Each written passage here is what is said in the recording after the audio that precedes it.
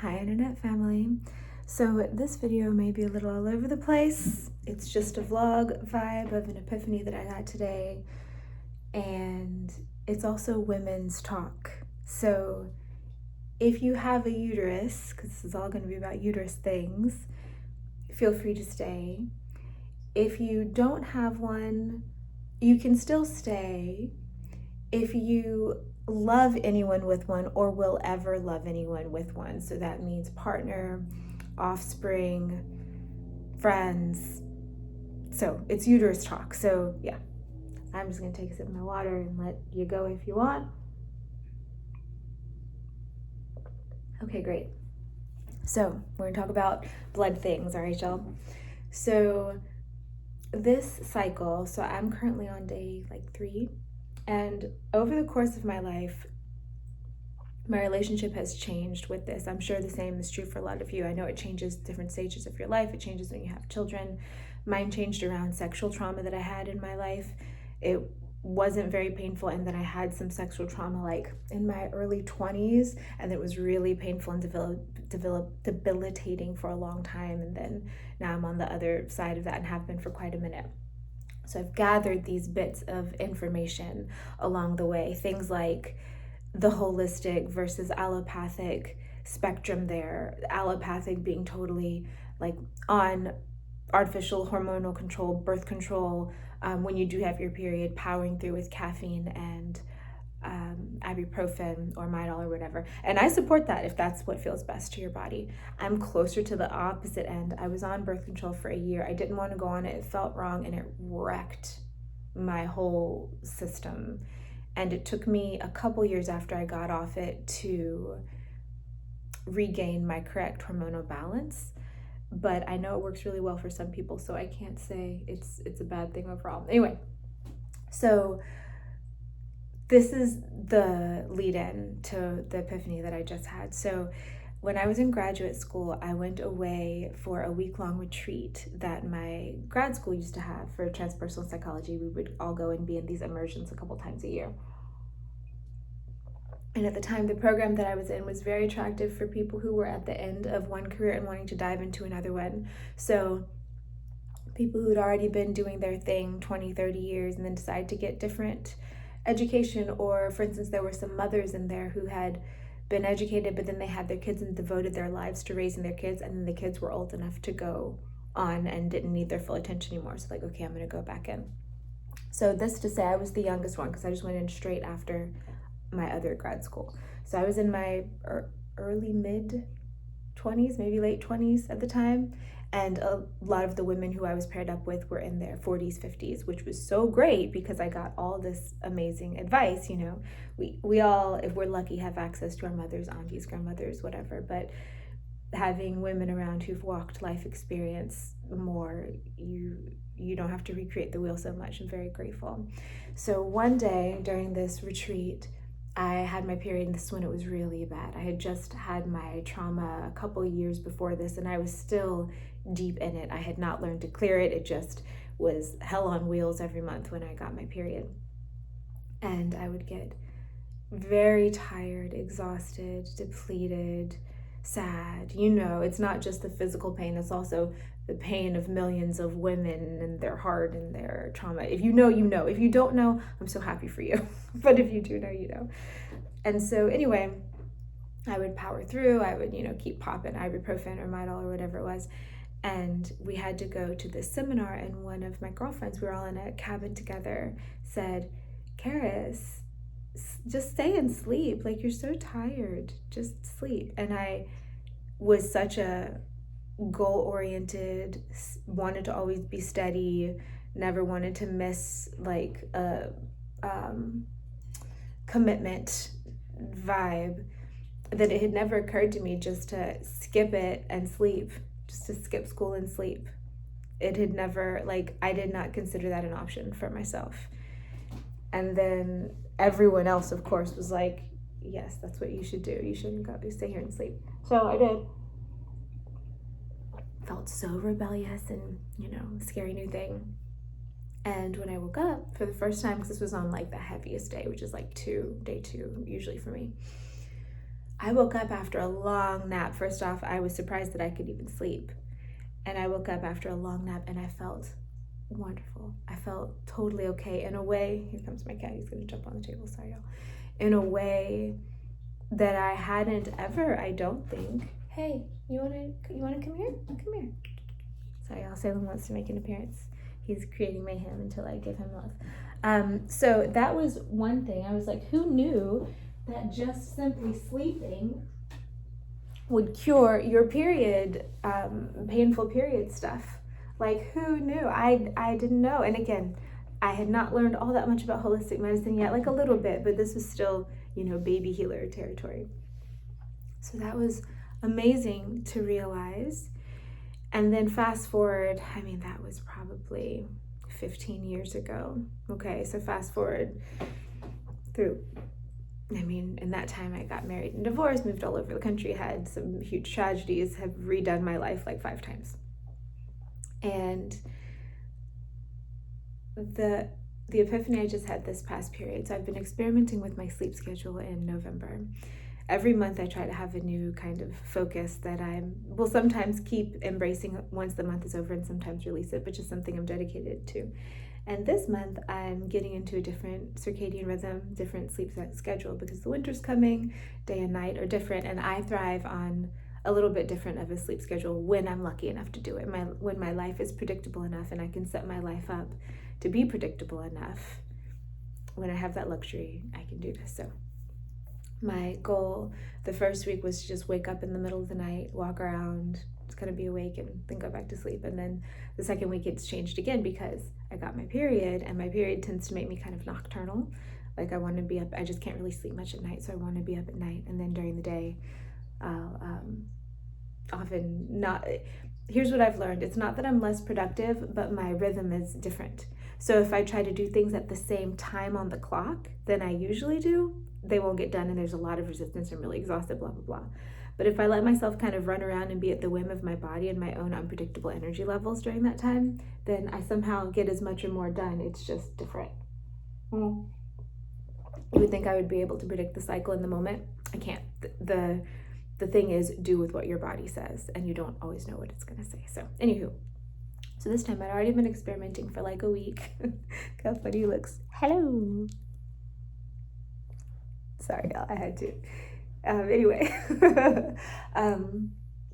So I woke up at like 3 a.m. and just stayed up. And I ended up staying up that whole day. It felt very dreamy and different, but I've been experimenting anyway, so I'm not quite locked into the normal circadian rhythm. And I ended up going to sleep at 6 p.m. and sleeping for almost 12 hours all the way through. And this is after breaking my sleep up into chunks. This is a deeper conversation. It's not really the point of this video. I'm just kind of off on a tangent. Those of y'all on my Patreon will know what I'm talking about. I go deeper into that.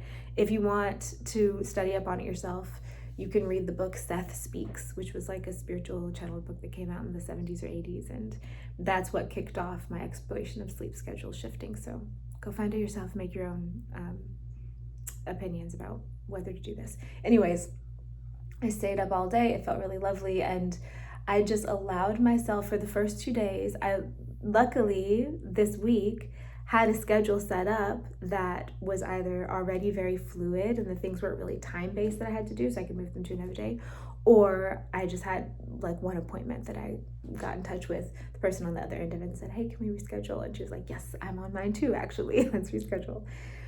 And there are certain stories in books that have the red tent vibe, which is when women are on their moon bleed, they kind of go into a different area, they allow themselves to rest, they eat certain kinds of foods. It's very decadent few days because they're just letting their bodies do the thing. And I've experimented with that kind of thing, and it's great. And there's so much, kind of like the sleep story, there's so much less pain. Do you want to just get on the table? Do you want to? Because you keep moving. Do you want me to hold you? Anyway, it's getting long. Sorry, y'all. I won't be able to post this everywhere because of the length. Anyways, so the point is, during those 2-3 days, we'll say 3, where things are very different in your body, they're very in your mind and your energy field, And if you can really pour back into yourself during that time, like actually get rest, get the food that you're craving, which might not be healthy food, it might be like chocolate and pizza, and that's okay, because there are things in that help your body too, if your body is authentically craving them, especially a time like this. That's right. Anyway, so I thought to myself, because there are some like self-care things that I didn't do because I just didn't have the energy to do them, or I kept making myself tea, and then I would either fall asleep or forget about it, and then it would get cold. I wouldn't have the energy to make more tea, so I was just sipping cold tea. And I thought to myself, times like now, I'm a very independent person, but is when it would be nice to have a partner or someone else around in general to be like, oh, would you mind making me a cup of tea? Because I usually don't need anything, but when I do, the luxury. And then I thought about, I heard this story that in Egypt, sorry, I'll have cat hairs on my face. They're tickling me from snuggling Salem. In Egypt, there was some part of society, please research this yourself. I didn't dig super deep into it. I just saw it and kind of forgot about it till this thought. Where when women were on their periods, when a woman was on her period, her partner, would take off work and go home and take care of her. And I want to say, did the kids have a holiday too? I'm not sure. But I've also seen in more modern things when people are like teaching their sons, and their daughters, of course, but their daughters will be in a different position, how to take care of the mother when she's on her moon time. And of course, it's like, oh, yay, everyone loves to be spoiled if you're feeling that kind of resistance. But actually, this goes with so much wellness stuff. I find myself saying this over and over and over in work, is if you pour a little in, there's so much that comes back. Like quality of life raises so much. And I thought to myself, you know what? Especially in this whole decentering men thing. I love men, I love you, you're great. And also we live in a culture where there's too much attention on one side, usually, when it comes to, again, this is a whole other tangent, but I know that for me, decentering men from life, it has been a long and very painful and very deep healing journey that is ancestral and full on, and even decentering romance, because romance is beautiful and wonderful, but there's so much that goes on in life that's not about that. And it can be easy to forget when we look around at media, and when we forget that we are all each interesting, complex creatures, all on our very own, in our own way. Okay, so I thought from now on, I'm going to start doing this where every month on my first 2-3 days, I'm going to have a holiday, and I'm going to plan for it like they did with the old red tents. I'm going to have yummy food around. I'm going to set myself up little nests, because I did that this time, like with my heating pad here in the house and there in the house, and move around. And when the sun came up in the morning, I was already up on the couch with my window open. So I had my heating blanket and my kitty on my lap, and I watched the day come in, and it was so magical. And I was like, this happens every morning. Why do people not do more of this? Just because it doesn't occur to us, I think. So every month, when I can, I'm going to do that. Have a few days of just pure laying around. And I thought for future, I'm like, okay, well, whenever I am in partnership again, because it will eventually happen, I'm not against it. I'm not in one at the moment. So I was like, I'm going to, because I could imagine the other side of that relationship being like, oh, it's nice that you have this holiday every month. But I'm like, yeah, let's all have it. Let's take off those days, and those are your self-care days, where you pour in or whatever, if they want to. And then I was thinking, even with kids, and I was like, well, when I was little, my mom had migraines around her period time. So, I mean, in some way it was kind of like that, because she would have to lay in a room with the lights off, kind of be catered to, but there was a lot of pain in it because she was in a ton of pain. And it's interesting because that first night I had all the candles lit in my house, and I'm experimenting with these electric candles, which I can make a review for if you guys want. And I had all the candles lit, and even that was too much during that like 4 a.m. time on that first morning. I was like, no, like I just wanted to, I could see in the dark. I mean, I had woken up previously, so there was a little bit of light, and you know how your eyes adjust to a dark house. I mean, there's street lights and stuff outside. And I was laughing at myself, because I was like, I've never experienced this before where I don't want any lights on. And then I just had a candle on for a while, like a fire candle, a different quality of light. Again, a whole other tangent we can go on. And I didn't even want that for too long. I wanted to be in the dark. And I could see, and it felt more comfortable to my eyes. And I was just kind of chuckling at it and didn't think much about it until right now telling you guys about this, when I remember that my mom used to have migraines, and for migraines, the light, no, you want dark. And I was like, oh, maybe that same thing in my mind, maybe because I didn't have whatever would have triggered migraines for me. Maybe I just have the sensitivity that didn't go that far. And also they do say, or at least Louise Hay, the goat, said that part of migraines were blocking your intuition, and also sometimes a way to relieve migraines was orgasm, which is also a huge thing on your period. If you don't know, now you know.